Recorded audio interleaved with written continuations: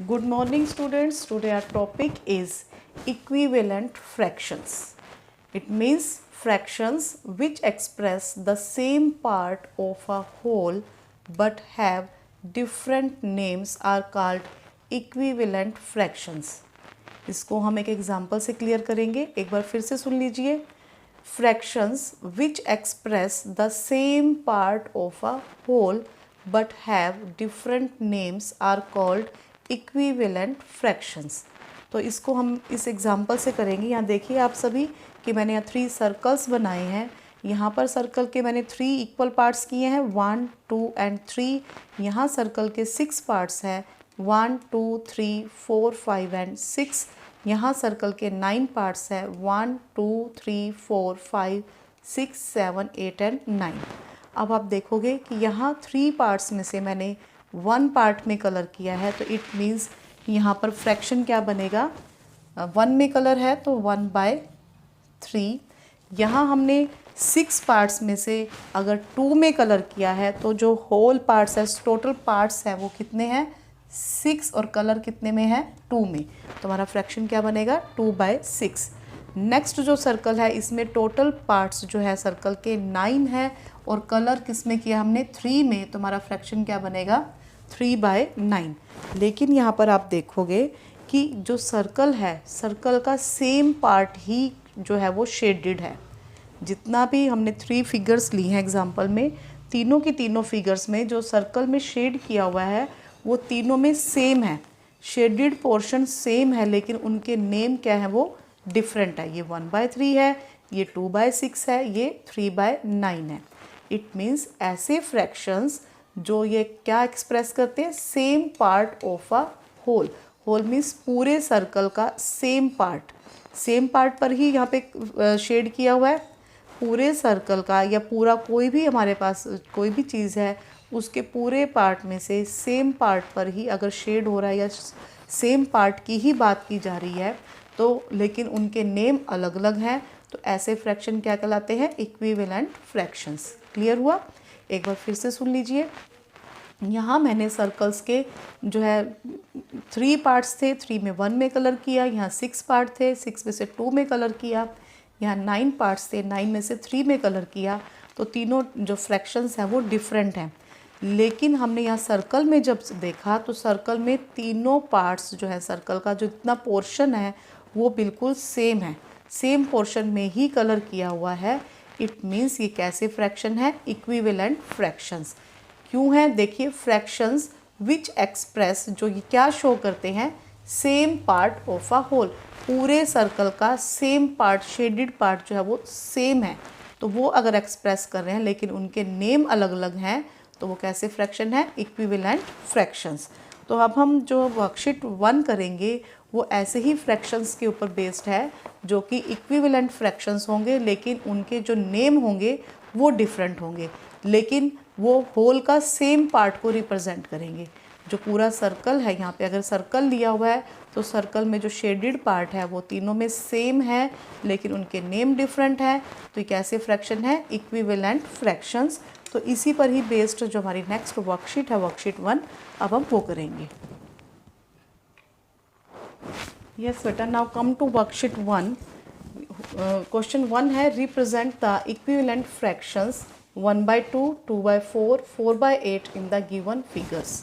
आप बुक में देखोगे कि वर्कशीट 1 दी हुई है बुक में पेज नंबर 82 पर. 82 पेज पर आपका ये बुक वर्क ही है.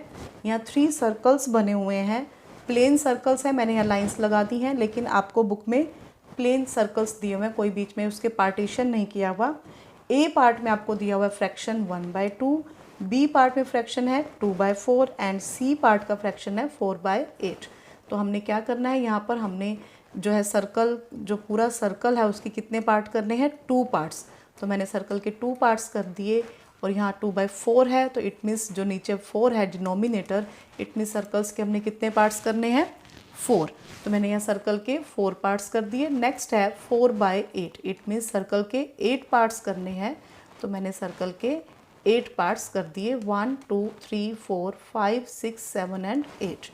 अब हम यहाँ देखेंगे हमने इक्विवेलेंट फ्रैक्शंस को रिप्रेजेंट करना है। इट मीन्स हमने क्या करना है, same part of a whole, पूरे सर्कल का सेम पार्ट दिखाना है शेड करके।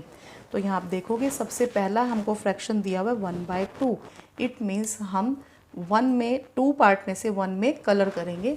तो आपकी मर्ज़ी, आप किसी भी पार्ट में आप कलर कर सकते हो। हमने ऊपर के पार्ट में कलर कर दिया। नेक्स्ट है जो बी पार्ट है उसमें दिया हुआ है 2/4, यानी कि किसी भी 4 में से हमने 4 में से किसी भी 2 में कलर करना है।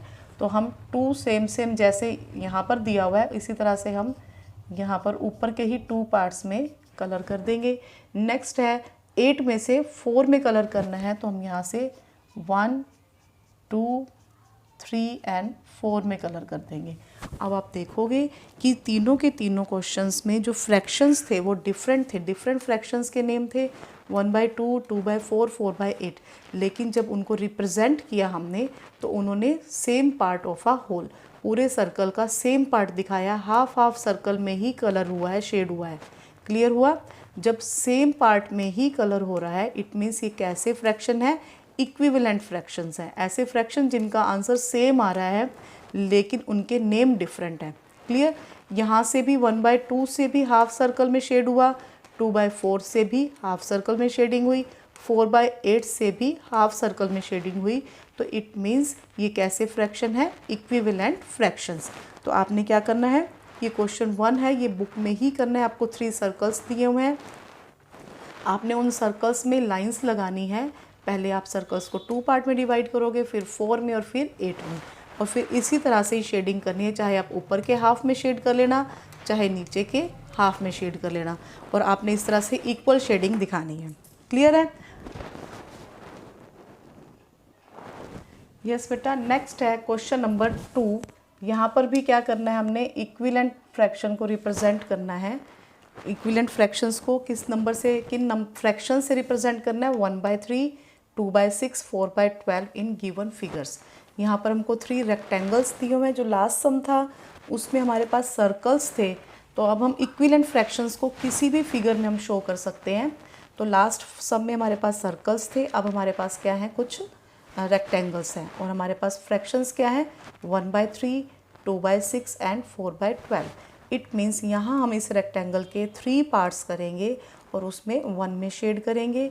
यहाँ इस रेक्टेंगल के हम 6 पार्ट करेंगे और 2 में शेड करेंगे, और यहाँ पर हम रेक्टेंगल के 12 पार्ट्स करेंगे और 4 में शेड करेंगे। और शेडिंग जो पोर्शन होगा वो हमारा क्या होगा, सेम होगा, same part of the whole. तीनों में वो सेम पोर्शन होगा। तो वो कैसे फ्रैक्शंस को शो करेंगे, ये इक्विवेलेंट फ्रैक्शंस को। यस बेटा, अब आप देखोगे ये 3 रेक्टेंगल्स को मैंने इनके फ्रैक्शंस के अकॉर्डिंग इनको डिवाइड कर दिया। यहाँ फर्स्ट रेक्टेंगल में 3 पार्ट करने थे, तो मैंने 2 लाइंस लगा करके बीच में इनके 3 पार्ट्स कर दिए। देन इनके 6 इक्वल पार्ट्स में डिवाइड कर दिया, 1, 2, 3, 4, 5 एंड 6।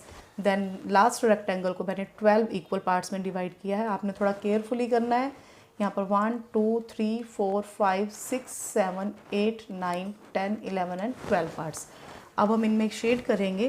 3 में से 1 पोर्शन में शेड करना है तो हम यहाँ शेड कर देंगे। नेक्स्ट 6 में से 2 में शेड करना है तो हम इन 2 में शेड्स करेंगे। नेक्स्ट 12 में से 4 में शेड करना है तो हम 1, 2, 3 एंड 4 पार्ट्स में शेड कर देंगे।